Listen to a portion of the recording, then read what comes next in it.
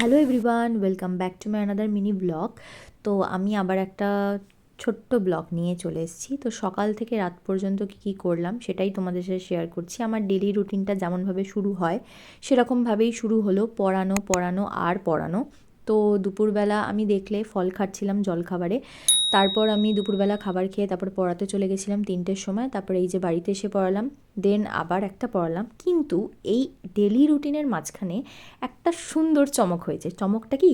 এই যে দেখো, পড়াতে পড়াতে হট করে মনে হলো কোথা থেকে না কড়াইশুঁটির পুরের গন্ধ ছাড়ছে। তো আমি আর নিজেকে রেজিস্ট করতে পারলাম না, আমি দৌড়ালাম নিচে পড়িয়ে টড়িয়ে, গিয়ে দেখি মা আর কাকিমা পুর দিচ্ছে এবং কড়াইশুঁটির কচুরি বানাচ্ছে।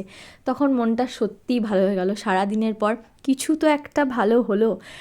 শীতকালে এটা হচ্ছে একেবারে শো স্টপারের মতো কাজ করে, এভরিডে হলে আমার ভালো হয়। আর এই যে দেখছো নলেন গুড়ের রসগোল্লা, এটা আমি আগে প্রচণ্ডভাবে খেতাম, কিন্তু এখন যেহেতু মিষ্টিটা পুরোটা লাইফ থেকে বাদ দিয়ে দিয়েছি তাই জন্য খাই না। আর এই যে প্লেটটা দেখছো, এটা পুরোটা বাবার প্লেট, মা দিচ্ছিল, তো বাবার প্লেটটাই সাজালাম।